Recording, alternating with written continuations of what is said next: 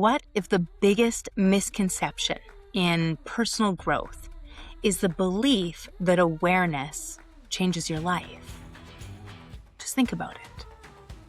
Most of us already know our patterns, our habits. We know we overthink. We know we people please. We know that we have a tendency to avoid difficult conversations.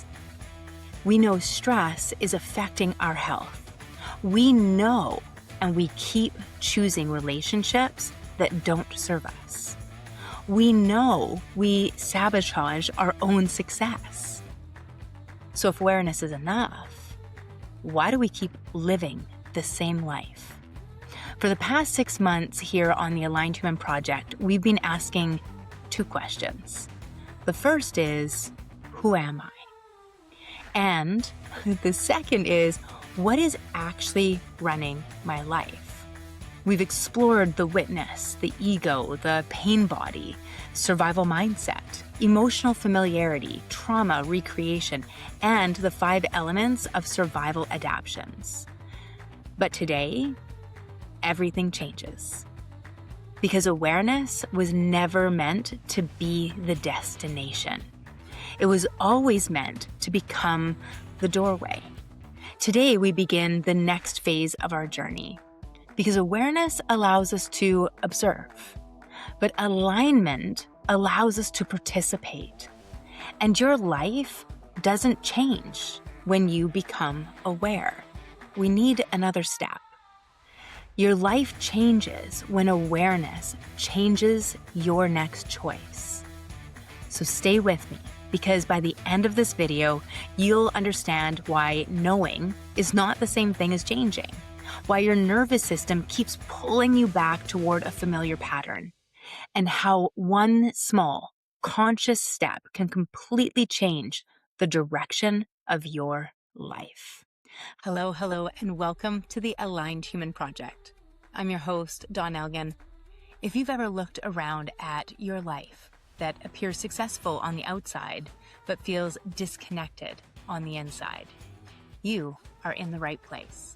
If you've ever wondered why you keep repeating the same patterns, carrying the same emotional weight, or chasing goals that never quite bring you the peace you hope they would, you are in the right place.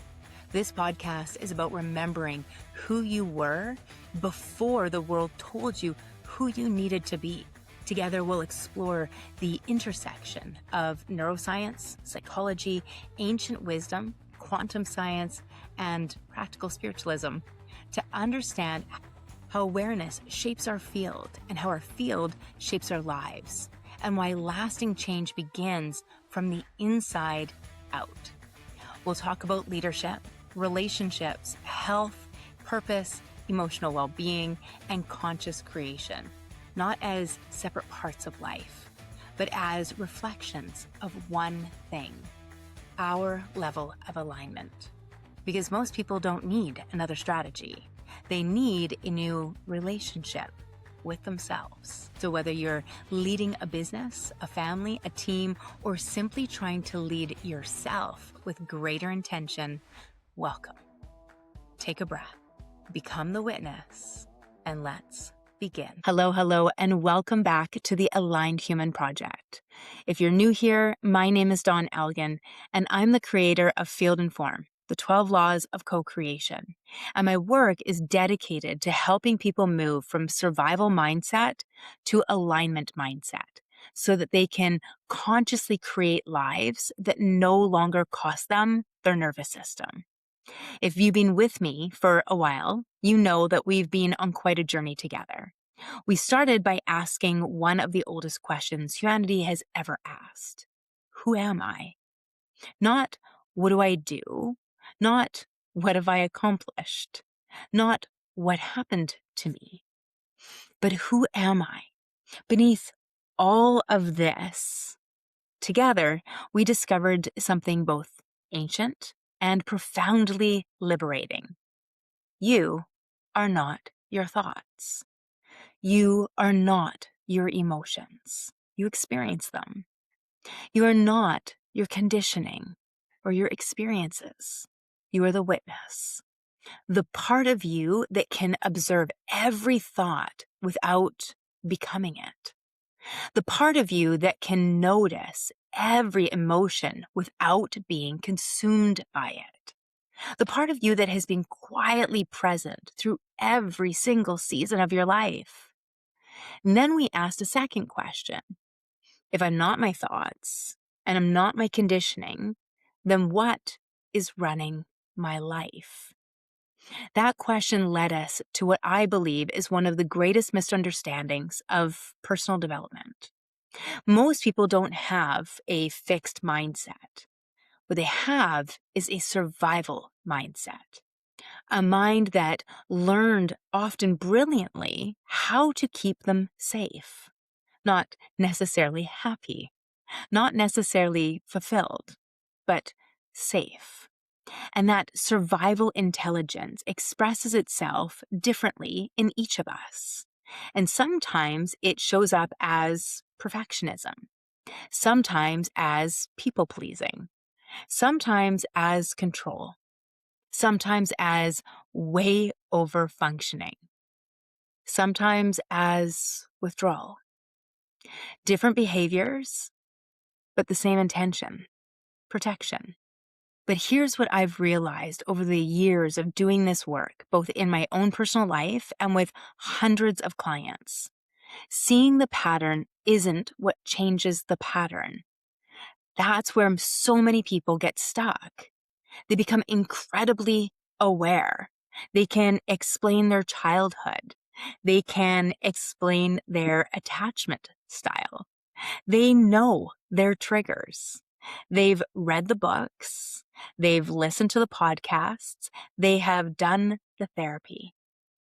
And yet, life keeps arriving at the exact same destination over and over and over again. Why? Because awareness by itself doesn't create transformation. Awareness simply creates the possibility of transformation. Transformation begins when awareness changes your next choice. And that's what this chapter of the Aligned Human Project is all about.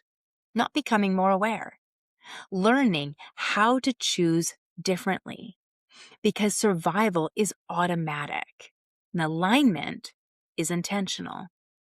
I want to introduce you to a distinction that has completely transformed how I understand change.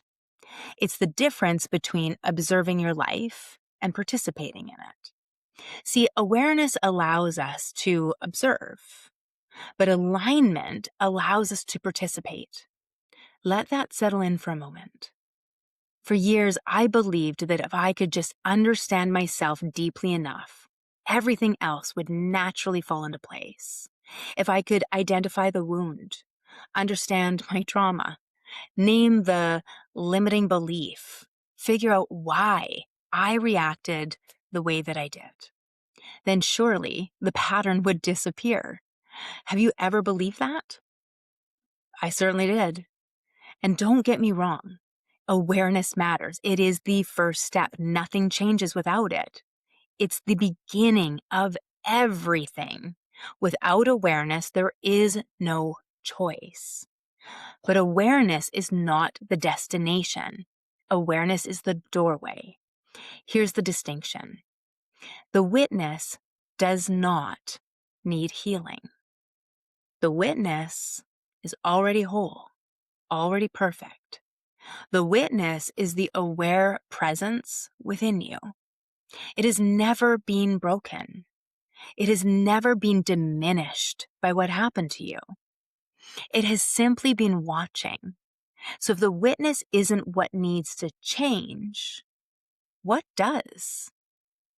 This is where I want to introduce a piece of language that I believe changes everything. It's called the field of mind. The field of mind is not who you are. It is where we experience being human. It's where our thoughts arise. It's where our beliefs are held, where memory lives, where meaning is created. where our conditioning expresses itself, where our survival strategies become automatic. The field of mind is constantly changing. The witness is not. When we confuse the two, we spend our lives trying to fix ourselves. When we distinguish them, something remarkable happens. We stop asking, "What's wrong with me?" And we begin asking a far more powerful question. What pattern is moving through the field of mind right now? Can you feel the difference? One question assumes you are broken. The other recognizes you are aware. One creates shame, "I've lived there," and the other creates curiosity. One keeps you identified with the survival mind, while the other gently returns you back to the witness. And from the witness, choice becomes possible. Because you can't consciously choose from a pattern you can't see. But once you can see it, the next choice becomes yours. That's alignment. That's sovereignty. Alignment is the repeated practice of choosing from the witness rather than choosing from the survival mind. Not once, not when it's easy, not only when life is going well, but moment by moment, conversation by conversation, boundary by boundary, breath by breath. It is not glamorous, I promise. It's a practice. And every aligned life is built exactly the same way, one conscious choice at a time. Now, let's bridge this with what we know from neuroscience, because understanding how the brain works helps us stop making our patterns mean something is wrong with us. Your brain is designed for primarily one purpose: prediction. Every second of every day, it's asking a simple question: what do I expect is going to happen next? It does this because prediction is efficient. It conserves energy and increases the likelihood of your survival. Not a bad thing. The brain builds these predictions from repeated experience. Every time a thought, emotion, behavior, or response is repeated, the neural pathway supporting it becomes stronger. This is often summarized by the phrase, "neurons that fire together, wire together." Over time, these repeated experiences become your brain's default expectations. Not because they're healthy, not because they are true, but because they're familiar. This is known as predictive processing. Rather than simply reacting to the world, your brain is constantly generating predictions about what it believes is most likely to happen and preparing your body accordingly. So if criticism is common in your childhood, your nervous system may predict criticism before it arrives. If love felt conditional, your brain may predict rejection long before anyone rejects you. If your value came from achievement, your body may prepare to overwork before anyone asks anything of you. The survival mind isn't asking what would create the most meaningful life.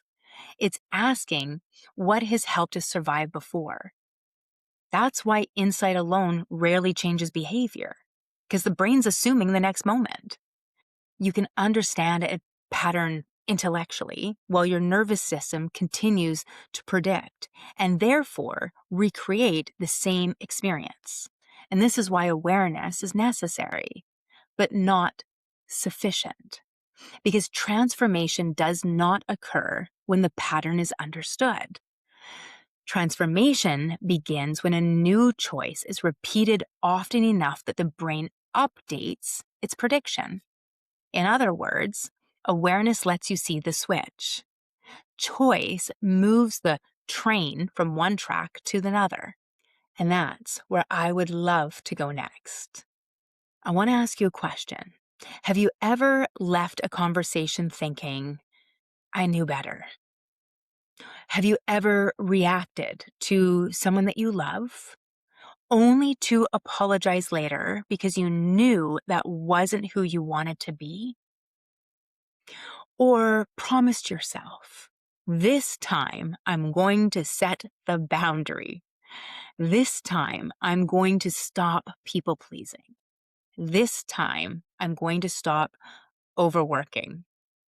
And then you didn't. If you've ever experienced that, I want you to hear this. You are not weak. You are not broken. And you are not lacking awareness. You're standing in the space between awareness and alignment. And it's called life. That's where every human being lives. Because awareness doesn't make the choice. The witness makes the choice. And that choice is only available in this present moment. Think about that. Your conditioning lives in the past. Your anxiety lives in imagined futures. Your survival mind is constantly scanning for what might happen next. But the witness only exists here. It's an entity only of present time. That's why presence is power. Not because presence magically fixes everything, because presence is the only place from which conscious choice can be made. Every aligned life begins with one present moment decision. Not a perfect decision, a conscious one. So let me give you an image that has completely transformed the way I think about change. So imagine your life is a train, and every single day that train is moving. It's taking you somewhere. Now here's the interesting part. Most of us become obsessed with the destination. I want a better relationship. I want less stress. I want to feel healthier. I want a different career. I want more peace. So we work harder. We read another book, listen to another podcast, take another course, set another goal. But despite all of that, we keep arriving at the same station. Have you ever wondered why? It's because the train is still on the same track. The destination isn't determined by how badly the passengers want something different. It's determined by the track beneath the train. Survival has a track, and alignment has a track. Now, here's the beautiful part. The switch that moves a train from one track to another is tiny. It's this small mechanical lever, almost insignificant compared to the size of the train. Yet, that tiny switch completely changes where the train eventually arrives. That's conscious choice. Your life doesn't transform because one day you become a different person. It transforms because in one ordinary moment, you chose a different track. Then you chose it again and again. Eventually, what once required enormous intention becomes your new direction. Isn't that exactly how we learned survival? One repeated experience at a time? Alignment works the exact same way. One repeated conscious choice at a time. Okay, so I've given you the train. Now think about this. I desire to have a relationship. I want to have healthy relationships. I want to have friendships. I want to have the love of my life come in. That would be my intention. And I can have that intention, but it's not actually what sets the track that I'm on. So the destination, it reflects the direction, not the desire. And we talk about this in incongruency. So to be completely congruent or aligned, my thoughts and my emotions have to match my actions. This is where a lot of the times we struggle. because I can be thinking I want love, but feeling unworthy. And so I need to work on the feeling that I've got. I've got to pay attention to my actions because I can be wanting love while somebody's trying to tell me they love me. And I'm like, oh, you can't mean you love me because I'm not really lovable, but let me introduce you to somebody else. My actions aren't matching the desire because I'm still on my survival track. So awareness gives us the pause, this ability to see, wait a minute, my actions are not aligning with my desire. And the reason is I have an incongruency. My my thoughts and my emotions and my beliefs about myself are not in alignment. And my behavior is going to reflect that dissonance that's inside of me. So because my survival instinct kicks on far faster in 1/10 of a second, it's way more difficult to act from there unless I become aware of it. So I can keep saying I want love while I keep rejecting anybody that wants to be my friend or my lover. That becomes a problem. So we need the awareness for the first step. Wait, my actions are not aligning with my desires. So the first step is always to become aware. And then the second step is to pause. And I say this because we have to get present. First, there's awareness, and then we begin with just one breath. We take that breath and we pause. And that pause, the presence in that moment allows you to reach the switch and change the track. So when we're present, we get to reach for it, and then the choice is to pull it. So we're making the choice. What track do I want to be on? And we do the work, step by step, moment by moment, repeated over and over and over again, because we didn't get here to this moment in just a moment. It was repeated behaviors that created that subconscious behavior. Now that we're coming from consciousness, we need to repeat it so often so it becomes natural. We're going down the track, we become aware, we pause, there's a switch, we pull, we switch tracks, we're back over. And we do this over, switch, and over, switch, and over, switch, and so that we get to the destination that we desire. We're the one driving the train. Before we're aware, it's like it's on autopilot. And unfortunately, your autopilot is based on the past. So we need to become aware to get into this present moment to overtake and start taking control of the train once again. You see, you don't have to become a different person.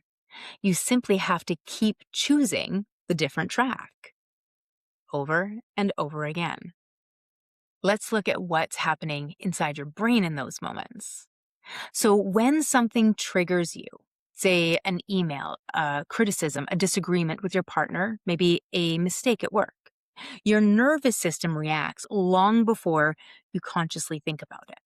So the amygdala plays a central role in detecting threat, rapidly evaluating whether something is safe or dangerous based on previous experiences. If it recognizes something familiar, your body begins preparing that survival almost instantly. Your heart rate changes. Your stress hormones release. Your muscles tense. Your breathing becomes shallower, all before you consciously decided how do you want to respond. This is one of the reasons people say, I don't know what came over me. Something did. A beautifully intelligent survival system that has spent years learning how to protect you. The problem isn't that your nervous system responds. The problem is when it becomes the only voice you ever listen to. Here's the extraordinary part. The moment that you pause, really pause, you begin recruiting a different part of the brain, the prefrontal cortex. This is where reflection, empathy, long-term thinking, emotional regulation, conscious decision-making all live. In other words, the pause is not passive. It's neurological. That single breath, that moment of presence creates enough space for the witness to participate. This is why mindfulness has been shown to improve emotional regulation, reduce automatic reactivity, and strengthen the brain's ability to respond rather than react. Every time you interrupt the automatic survival response and consciously choose from your values instead, you strengthen new neural pathways. Eventually, those pathways become easier to access. This is neuroplasticity, not changing who you are, changing how you participate. That's why I don't believe transformation happens in one giant breakthrough. Transformation happens in thousands of ordinary moments that nobody ever sees. This is why I believe one of the greatest misunderstandings in personal growth is the idea that healing is about fixing yourself. The witness doesn't need fixing. The witness is already whole. It is literally pure perfection, pure potential. What changes is your relationship with the field of mind. You begin noticing thoughts without becoming them. You begin feeling emotions without believing every one of them. You begin recognizing survival strategies without judging yourself for them. That's where compassion enters the picture. And I think compassion has also been misunderstood. Most people think compassion is simply being kind. I don't. I think compassion is what creates enough safety for transformation. Think about it. When you shame yourself for falling into an old pattern, does the pattern loosen its grip? Or does it become stronger? When you criticize yourself, does your nervous system relax? Or does it become more defensive? Compassion isn't letting yourself off the hook. Compassion is creating the internal safety required for your nervous system to believe that another choice is possible. People don't heal because they finally understand themselves. People heal when they feel safe enough to choose differently. That's why compassion isn't the opposite of responsibility. It's what makes responsibility possible. Without compassion, responsibility feels like blame. With compassion, responsibility becomes freedom. I want you to think about something that happened this week. Not 5 years ago, not your childhood. Just take a moment and think about something that happened this week. Maybe someone interrupted you. Maybe your partner said something that stung. Maybe your boss sent an email that immediately tightened your chest. Maybe your child didn't listen. Maybe someone disappointed you. Just notice what happened. Did you defend? Did you withdraw? Did you explain? Did you fix? Did you control? That was your survival intelligence doing exactly what it learned to do. Now, imagine going back into that same moment. Nothing changes except for one thing. You notice. You breathe. You remember you're the witness. And you ask one question. What would alignment choose right now? Can you feel how different that is? The situation may not change. The other person may not change. But you just reached the switch.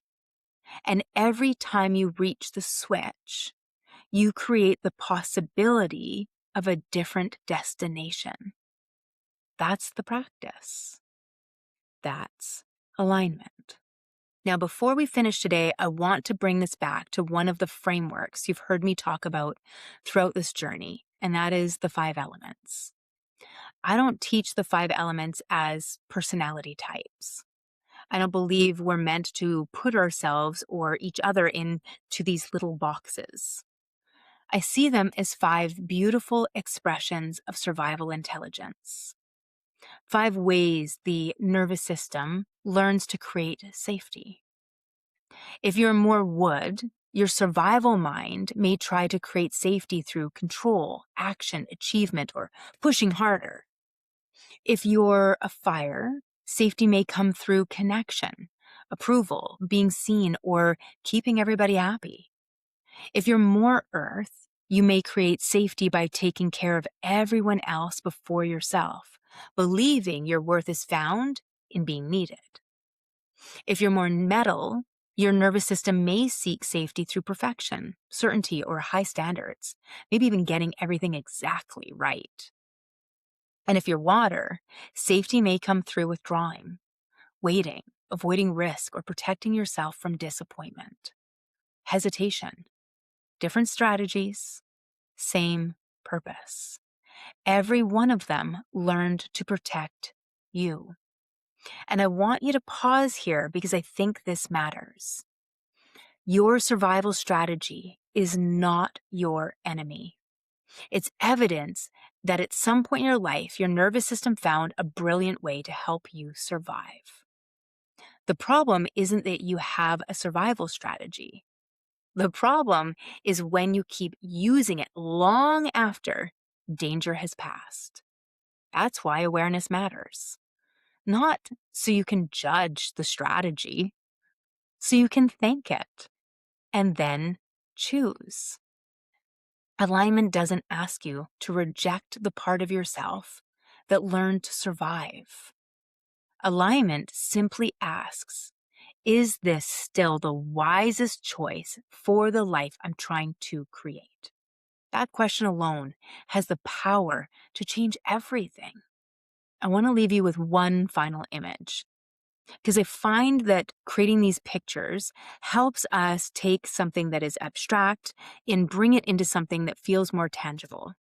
Imagine an artist standing in front of a blank canvas. The artist isn't trying to become the painter. The artist already is the painter. The question is, what will they create today? I see our lives the same way. The witness is the painter. The field of mind prepares the colors. The body holds the brush. And the field organizes the strokes. Reality becomes the canvas. Every thought, every conversation, every decision, every boundary, every act of courage, and every act of compassion adds another brushstroke. The painting doesn't appear all at once. It emerges, stroke by stroke, choice by choice, day by day. That's why I don't believe life is something that happens to us. I believe life is something we participate in. It happens through us, not because we control everything, but because we always have the opportunity to choose the field from which we respond. That is co-creation. The witness remembers who you are. In fact, she never forgot. Awareness illuminates the field of mind, and presence creates the space for conscious choice. Alignment is choosing from witness rather than survival mind. Creation becomes the natural expression of those repeated choices. The masterpiece isn't painted in one extraordinary moment. It's painted one conscious brushstroke at a time. Now, I'd like to leave you with a practice that I hope you'll carry with you this week. Not because it's complicated, but because it's simple enough to actually use. So the next time you notice yourself becoming reactive, pause. Take one slow breath. Just breathe in. Feel your feet on the ground. Bring your attention back into your body. And then I want you to quietly ask yourself, what is my survival mind trying to protect right now? And don't rush the answer. I just want you to notice. Notice the urge to defend. Notice the urge to explain, to justify. Notice the urge to control.